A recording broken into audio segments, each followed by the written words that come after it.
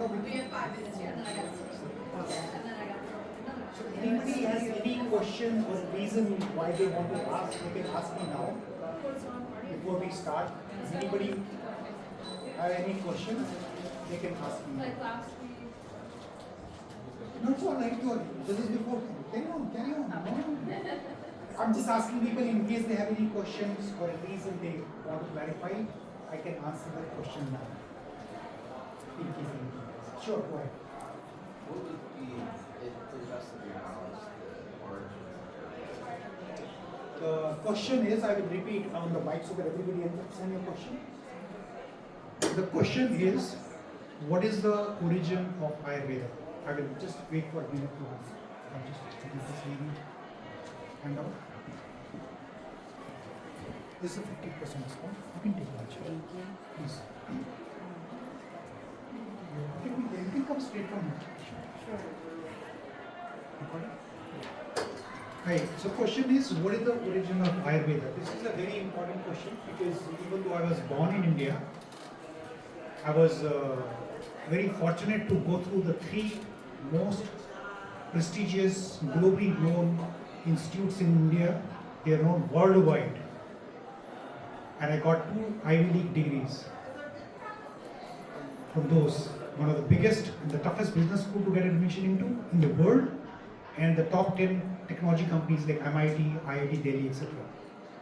And I did not know this answer what you are asking me till February 2019, how illiterate or uneducated or uninformed I am. So that's a beautiful question you asked.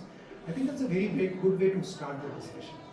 Ayurveda, according to my humble opinion and my learning in the last 60 years, whatever little I gathered in the last 5 years, is the northern part of India, Kashmir, the western part of Nepal, Tibet region of China, northern part of Pakistan, Afghanistan, and northeast part of Iran, that part of the globe. That is where people from all over the world came for knowledge. The biggest university was there in Takshila, that was in that particular area. And when it was burned by the Muslim invaders, it burned for 6 months. So much literature or knowledge was there. And that was the reason where the Veda comes. And Ayurveda is one of the branch of one of the 4 Vedas. So if I have your permission, can I start the discussion with this beautiful question? Thank you. So let's say about Ayurveda. Let me part that. Ayur in Sanskrit means life, and Veda in Sanskrit means knowledge. So Ayurveda came from Atharva Veda, one of the 4 original Veda, which is known to be 6,000 to 8,000 years old.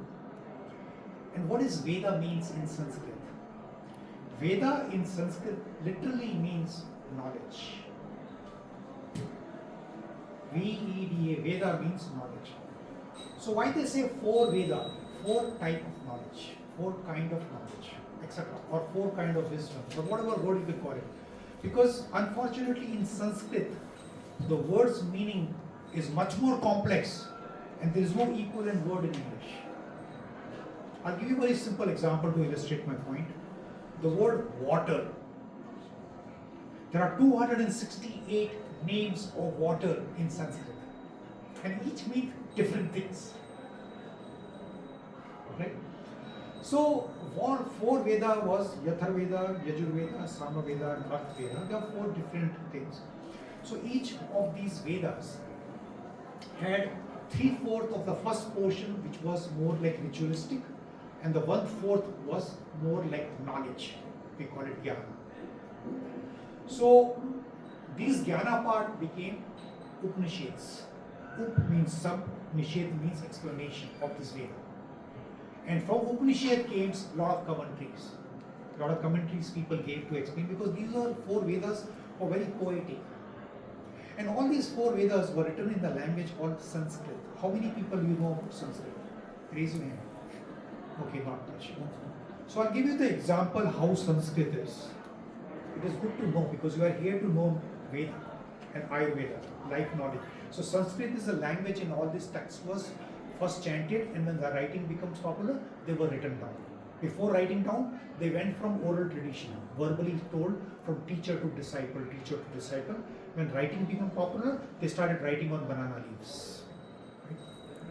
So what is Sanskrit? Let's spend 5 minutes of Sanskrit language because nobody knows Sanskrit here, except was one or two of you. Sanskrit is you take this vocal cord and chop them where your tongue is. Your tongue is gluteal, teeth, behind teeth, under the teeth or not engaged. That's one set of dimension of vocal cord. Second is when your mouth is open and closed. Different sound comes. And the third one is whether you are aspirating or not. Pa, pa, ba, pa. Those. So what they did is they chopped these things into syllables and consonants. So what they write is what they speak. And they're not just writing and speaking. They're also vibratory energy elements. I'll give you a very simple example, and Nelson can demonstrate that in his yoga practices, who's sitting here in the middle. When you do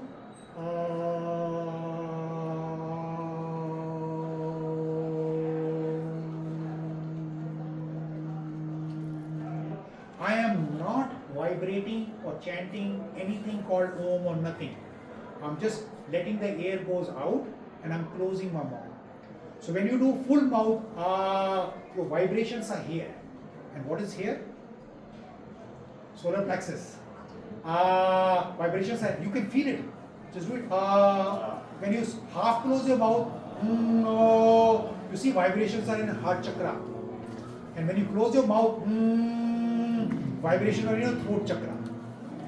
You see, when you say aum, aum, aum, it's like a rocket, energy is vibrating. And what is it doing? It is activating all your 7 chakras, from Muladhara to Swaasthya, as we all, some of you know, right? And it is vibrating all the marma points in Ayurveda, all the energy points. So Sanskrit language was written in such a way, it is close to computer language. It is so complex that you can write complex. If you know all the rules of engagement of Sanskrit, that is why it is difficult to learn. You know the energy vibration of the word and the meaning, as well as its energy value to the subtle body, to consciousness. That is why it is said that in Sanskrit, if you are chanting something, vibrations are very important, because whatever is written, that meaning is one, or whatever is vibrating, that meaning is second. So that is why it is the holistic language of this gross body, which is, we call it body, and subtle body, which we call it mind, intellect, and consciousness. Okay? So this is the introduction to Sanskrit, and I have started learning alphabets 5 years ago, and hopefully before I die, I will be able. I've started reading the verses on my own, but I can't pronounce it properly. So that's my journey that will go on. Now coming back to Sir's question of Ayurveda. So Ayur means life, Veda means knowledge. What is this Veda knowledge means? What is knowledge? Can anybody raise and answer the question, what does this knowledge means to you? For example, if I ask you a question, since when you do not know Sanskrit language, you say since birth. Some people who believe in the previous life, they might say, oh, my 100 lives I do not know. If I had known in any of the previous life, as a gifted child, I would have known it in this life. Like gifted people who play music and arts and literature, right? Which means my knowledge of Sanskrit has no beginning. But if I ask you a question, is there an end? You say, yeah. Sunil, is very simple. If I find a good Sanskrit teacher, I have enough money and interest to invest, I will learn Sanskrit in X period of time. So my ignorance will go away. So in the ancient time, people were sitting and meditating and consulting from all over the world, from that region which I told you, from northern India, Pakistan, Afghanistan, Iraq, Tibet, Nepal, Kashmir, India region. They were investigating about this mind. And they wrote this 4 Veda to people, give them knowledge, how they understand what is the purpose of their life, and how to play with different factors depending upon whichever place they are, because each human being is unique. Each human being thinks differently, has body like a fingernails, fingerprint different, so they can learn different things. So they talked about knowledge, about ignorance. What ignorance? The ignorance which all of us have is, I am not the body.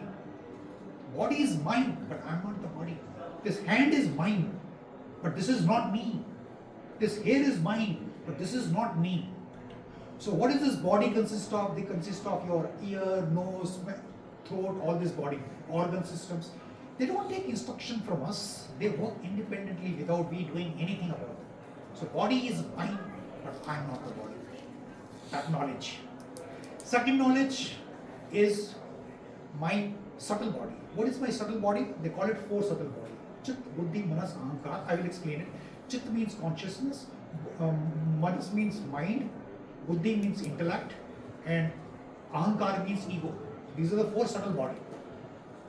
So when I look at the mic, my eyes are looking at the mic. So mic is the object, my eyes is the subject. One level of seeing, witnessing. Second level of witnessing. I can see my eyes are irritated, I see my eyes are open, my eyes are closed, my eye needs little rest. So mind is a subject and eye is an object. Second level of seeing. Right? And third level, so first level is gross body, physical body. Second is subtle body.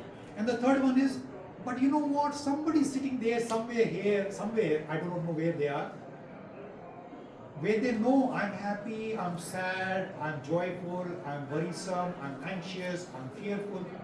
So somebody keeps a check on mind, body, ahankar and ego. That's the third level of sighting, seeing.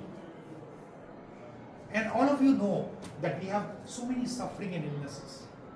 And all of you know, all of us know, 100% suffering happen because of body and because of mind.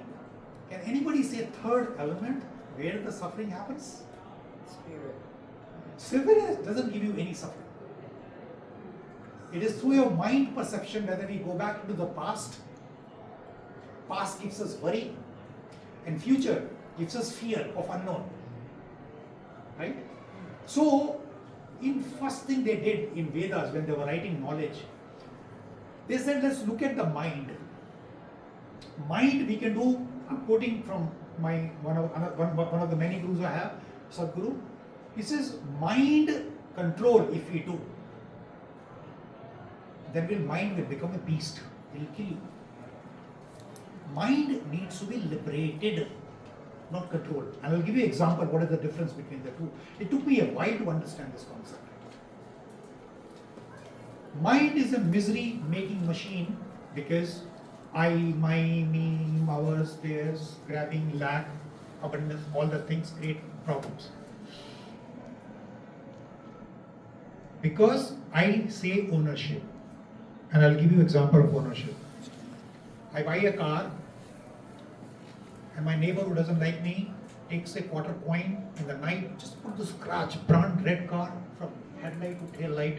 Next day morning come, tears comes out of my eyes by looking scratch on my car. Because my ownership is on top of that car. I console my heart, put some money, take it from my partner, repaint the car and sell it to my neighbors. She's willing to buy. The guy who doesn't like me thinks I fixed the car and I parked it adjacent parking lot. Doesn't know that is now on neighbor's car.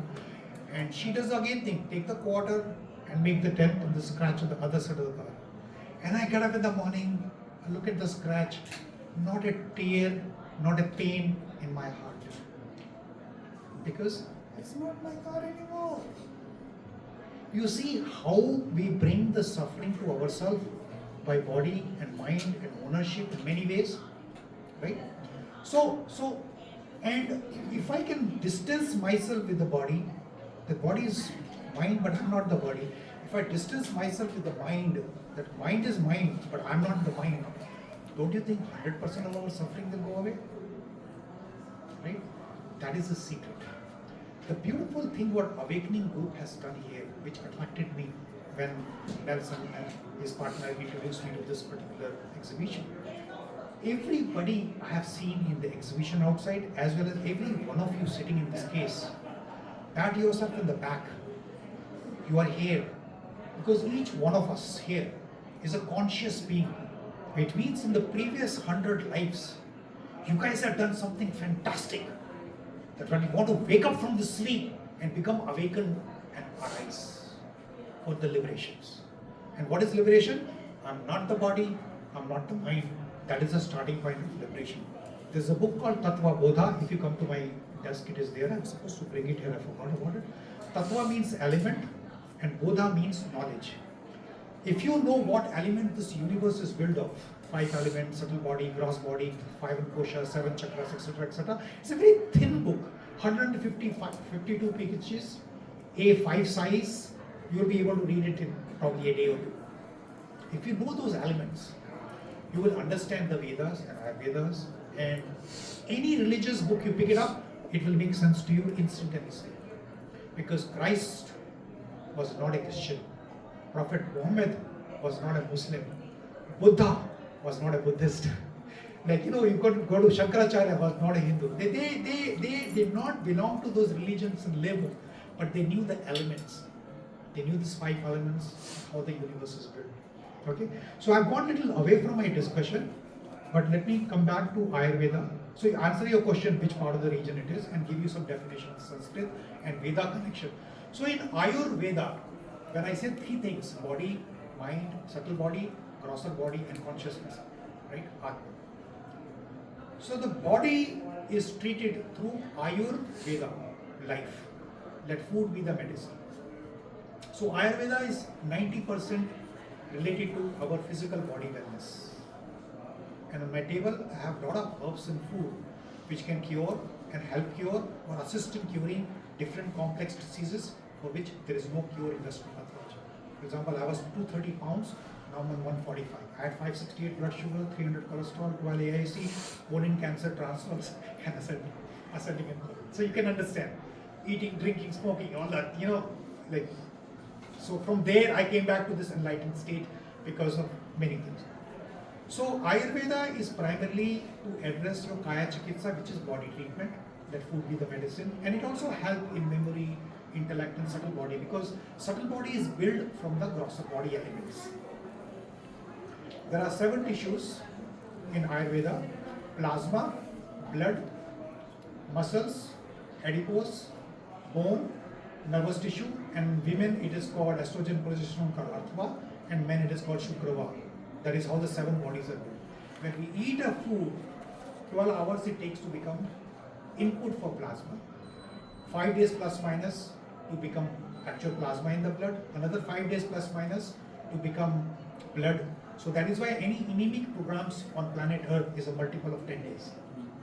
And take another 5 days plus minus, depending on each person what they eat, it can become muscle building program. That is why all the muscle building program planet Earth is a multiple of 15 days. Then it takes another plus minus 5 days. That is why any weight reduction programs is multiple of 20 days. If you take plus minus 5 days, it becomes bone. So that is why the bone, when you fracture your bone and they cast after 25 days. It came from Ayurveda. Then it takes 5 days to build Majja Dhatu, which is nervous tissues, neurons, the bone marrows. That is why Alzheimer and Parkinson disease treatments are multiple of 30 days. Then it takes another 5 days to become Arthva, female tissues, and semen. So that is why in Vajrikaran, means where people go for marriage and reproduction and other things, it is a multiple of 35 days. If you go to any Ayurvedic practitioner and she or he tells you to come back after 2 weeks, just scratch that person's name. Every next follow-up consultation should be at least 35 days away. One check I gave you to check whether the person sitting in front of you is authentic or a fraud. Right? So in Ayurveda, there are 5 elements we work on. I don't have a slide, but I have given the notes for you. These 5 elements are represented in our hand. And that is how you will learn mudras, positions of the hand.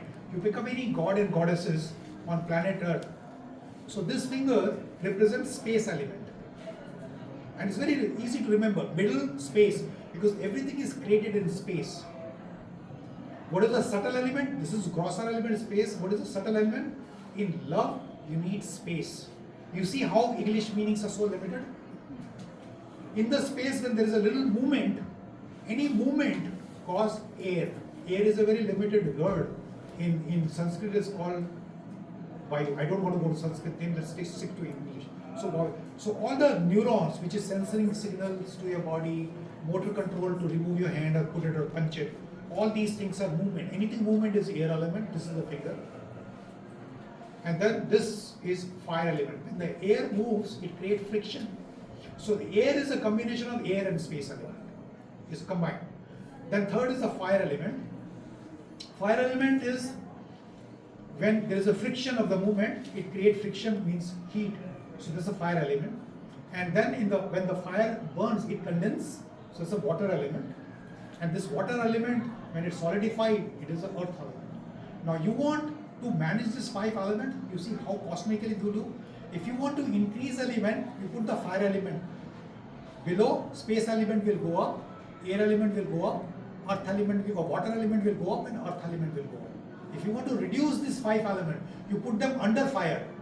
Space element will go down, air element will go down, water element will go down, and earth element will go down. And if you keep palm facing up, that means you want to accelerate the process. When you keep palm down, now you see any god and goddesses, any religion, when they're sitting in this mudra, what elements they are playing in the universe. Amazing, right? Then there is another thing is they call it biological combinations in which space and air element makes vata.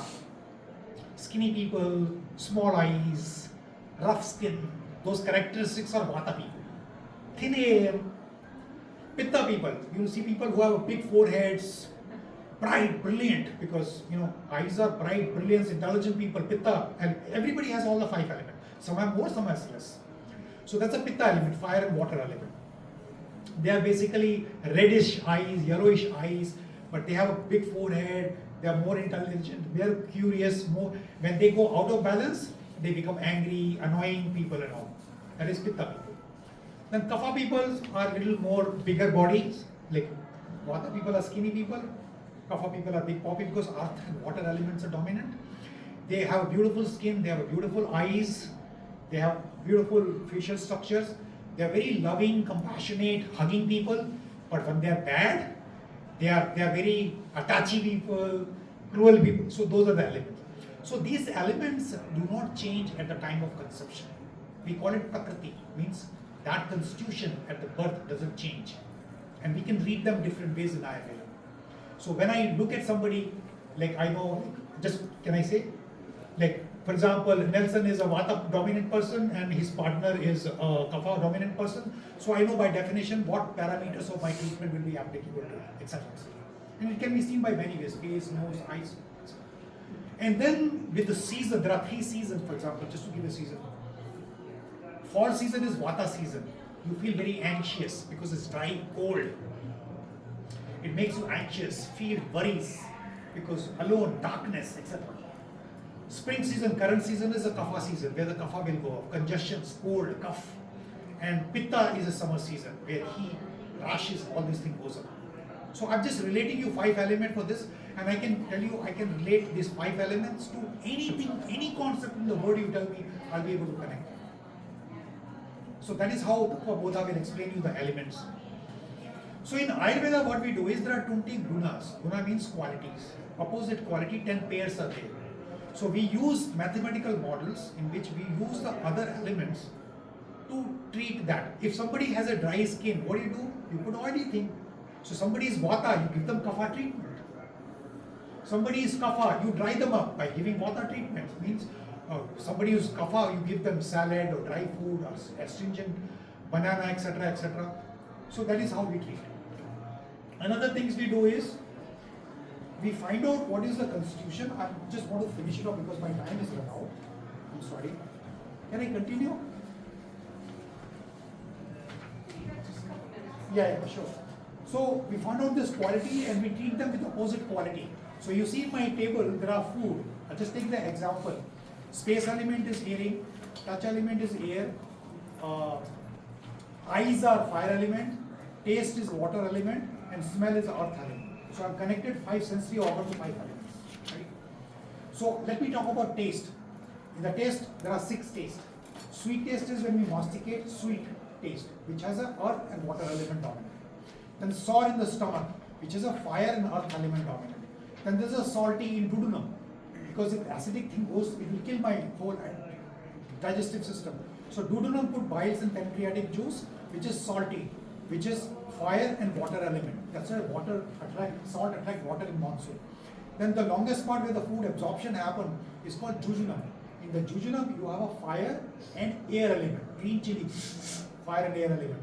Then there is a ileocecal wall up to ileum, which is space and air element. So when you feel spacey, you need bitter taste coffee for that taste, bitter taste, right? Pungent taste, bitter taste, salty taste. So I cover, and the last one is colon. Colon is astringent taste. Raw banana is astringent taste, where minerals are reabsorbed. This is the only place where minerals are absorbed, and that is the place where water is reabsorbed. Right? So 6 tastes are connected to 6 digestive system. That is how I can connect each taste to each of the organ in our body. For example, 2000 years ago, they consolidated a book called Bhava Prakasha, where they gave food 4 elements. Food and all minerals. They said, what is the 6 taste? One of the 1, 2, 3, 4, 5, 6 each food. And then they say whether it is heating and cooling after eating. And third, they said which organ it has a positive or negative impact, and what is the special effect. I'll give you an example. Mint and holy basil, they have the same taste, same heating and cooling properties, same, but basil is basically for respiratory system, but holy basil is for spiritual. So what I do is, when I look at the person, I found which dosha is their constitution and what is their current state. Then I will try to tell them what is their constitution, Prakriti and Vikriti in the note, 2nd page. Then I start the Ayurvedic journey based on each human being. Individually, it takes me 5 hours to do my first consult, on an average, 5 hours. Where I build your daily routine, layer by layer. Every 35 days I add. What I'm doing there, I'm changing your habits by 1 element at a time to take care of your challenges in life. Then design a customized diet plan, because food is the medicine. And then knowing when to perform seasonal light cleanse. By breathing, by yoga positions, by eating, by discarding, by waking up or sleeping and all. And that is what I try to do. And my name is called Swaasthya. Swa means self, which is unmanifested Purusha. And Sthya means place, which means my manifested body. Body both gross and subtle. So if my soul is in my place, Swaasthya, I'm healthy. If my lower self and higher self is in one place, then I know I'm not the body, I'm not the mind, I'm that. If I know that, that knowledge will liberate me. I don't have to come back again, take another birth and go through the cycle. And I believe all of you are conscious beings, and thank you very much for listening to me, and I'm open for any question. I have here some extra things and 15% discount to these handouts are there. People can take the handout and have some business card if you want to pick up the business card, if you want to connect in any. Thank you so much.